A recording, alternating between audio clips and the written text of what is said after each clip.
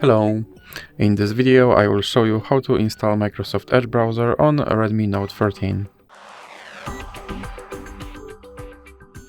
So you have to start by opening your Google Play Store, then click on search and type in Edge.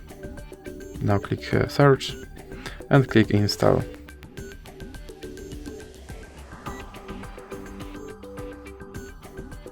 And now you can click open.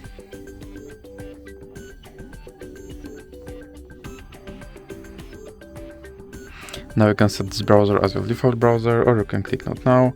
Here you have to sign in to sync your data, or you can click Not Now. And now you have to confirm your data and privacy settings.